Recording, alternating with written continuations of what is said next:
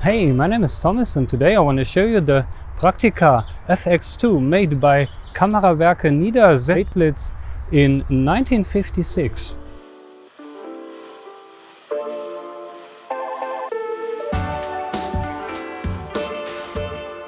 This is a pretty significant camera in history because this goes back in a direct line to the second ever mass-produced 35mm SLR camera, the Praktiflex. Okay, I don't want to make a mistake here. The Praktiflex was the third after the Exacta and the Russian Sport. The first Praktica goes back in a direct line to the Praktiflex, which was introduced in 1938 or 1939, just before the Second World War, again in Niedersedlitz, which today is a part of Dresden in Germany. And after the war, the camera was modified a bit to really enable it to be mass-produced in greater quantities, and it became the first Praktica. Then it became the Praktica FX. FX was the acronym for the flash synchronization that was built in, and then it was modified again a bit, became the FX2, and that's the camera we are looking at today. The lens that's mounted on it, by the way, that's the pretty famous Meyer-Optik Primoplan 58mm f1.9. Famous because there is now a reissue of this lens using the same, basically the same optical formula, also produced in Germany, and that was launched in 2020. Since then the interest also about this old lens has skyrocketed a bit. If you want to watch a video about the lens, go there is a link. I'm filming this today, the camera and the lens at the same time, of course, but I'm doing two videos for you. Okay, let's load it with nice Kodak T-Max. So what you do is you open this here, and then you can take off the backplate. And pretty straightforward, as with every camera. Insert roll here and proceed. And here are small slits in this, so I place the film in one of them, like this. Then make sure these cocks grab the film, and as you see, it is already working. Sorry, this way around. I insert it. And let's do two blank exposures. Tidy blank exposures. There's one. And now you can check if this turns. You see it here. No stop is turning. And we are ready to shoot.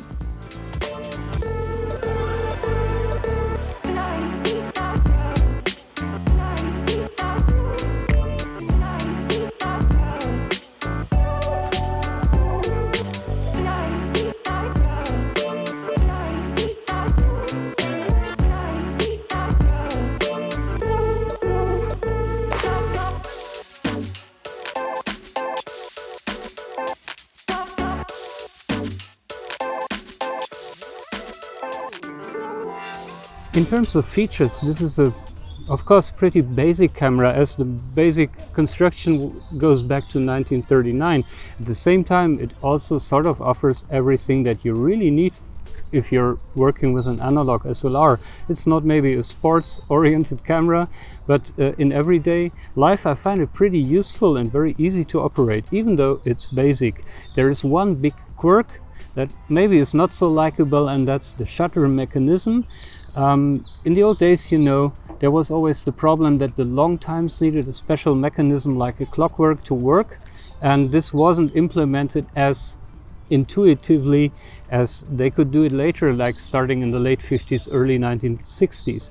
So this camera, for example, it's got one shutter dial, which is good, but it's got this weird knob on top, and you need that to switch between the long and the short shutter times, and you shouldn't forget to do that, because otherwise you get a wrong exposure.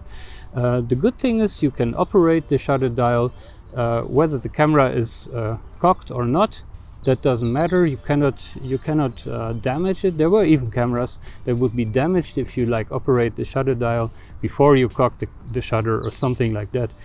That's not an issue here. This is very good. Nonetheless, if you operate this thing, you always feel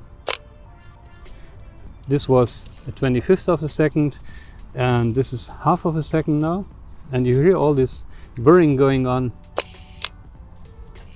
It sounds like a beautiful clockwork, but also you always a little bit have the impression that somewhere is a spring that just is missing or getting I don't know, damaged when you operate this thing. So this is 1/5 of a second,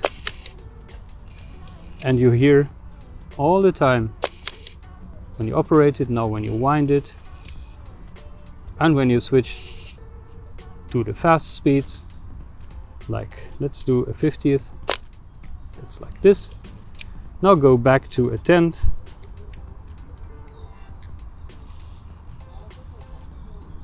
Now you can fire.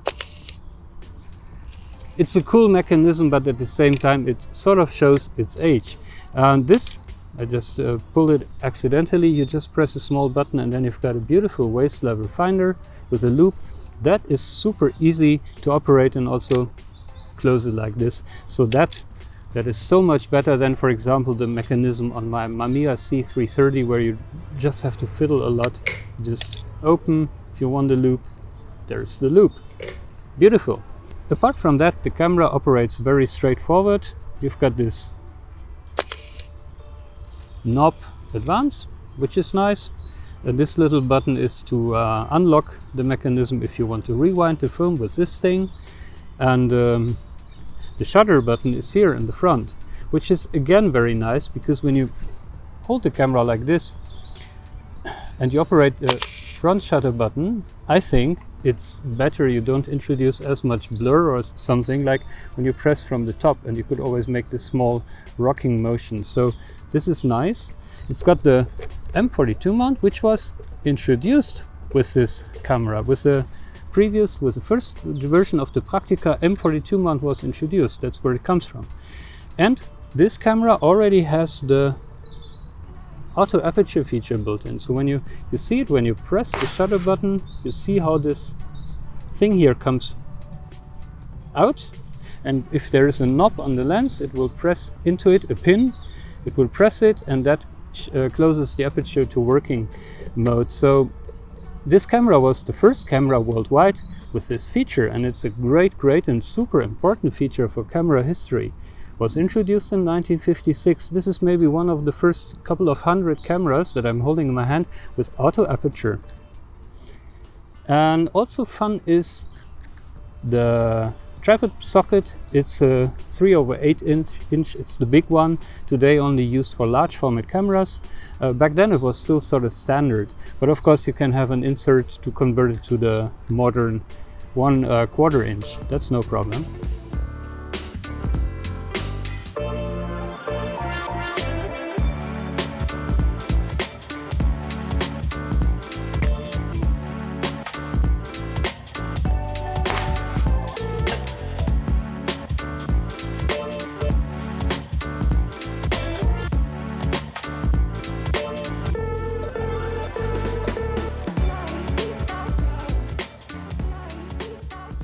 One thing that's really noticeable is when you trigger the shutter, you first sort of trigger only the mirror coming up, and then you hear this plop, and then if you press the shutter button very slowly, the mirror stays up, but the shutter hasn't been released yet. So it's not really connected, you know. In a more modern camera, the mechanism would sort of trigger itself. You just started with the shutter button, and then it would automatically trigger the mirror and then the shutter. Here that doesn't happen. You really do that with the shutter button yourself. So you should be aware that you sort of have to press the shutter button smoothly and completely, so you both trigger the mirror and the shutter. I try to give you an example here in this bokeh area.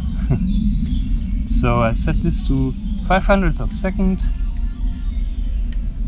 and Let's go for f2.8 and see if we get a nice shot. And now I press the shutter slowly. And you hear plop, click. The plop is the mirror and the click is the shutter itself. The mirror stays up, it doesn't have an automatic returning mirror, an instant return mirror yet. Remember, this is the basic mechanism was designed in 1939. Things were different back then.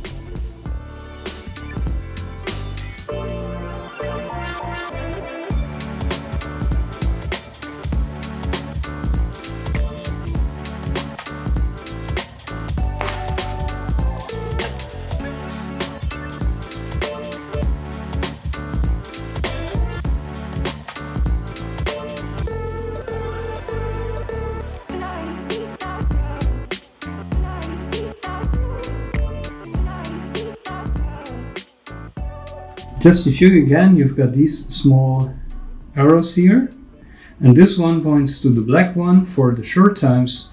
To adjust, you lift this thing, and then depending on where you are, you see here's a small mark. Set that to the desired shutter speed and it will fire. To go to the long times, select the long time. Long times are half through 10th of a second, and you go here. This is for the long times, and the setting for half a second is at the same as 25th of a second.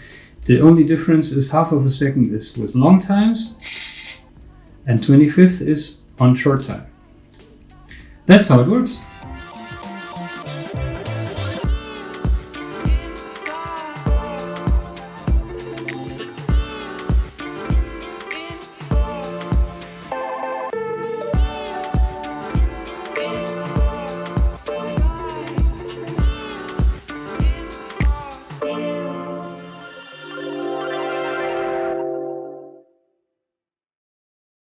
So what's my verdict of this camera? Yeah, it's hard to judge such an old camera.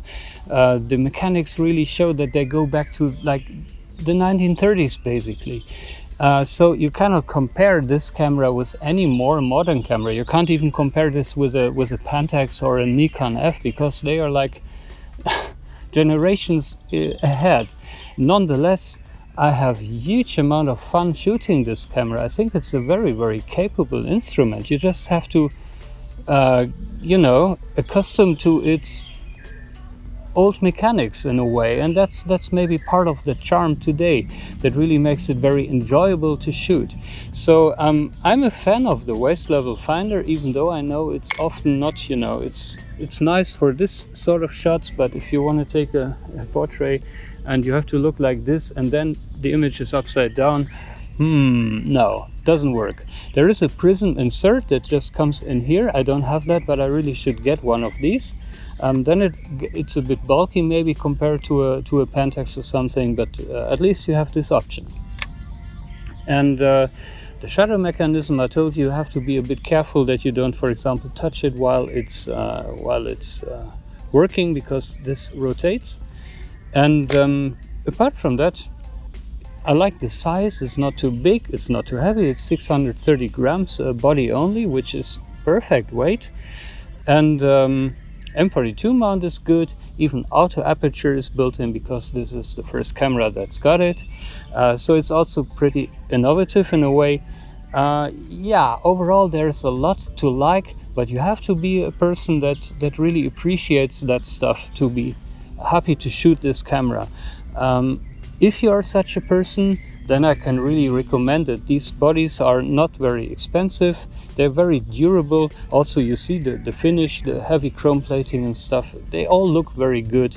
The leatherette can go, but that's easily replaced. The only real problem is the shutter. The cloth curtains always have holes if you get an old camera from a thrift store.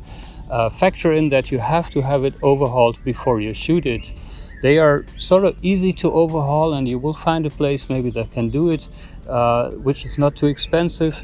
So again, that's a good thing. Overall, I love it. If you love it, it's up to you.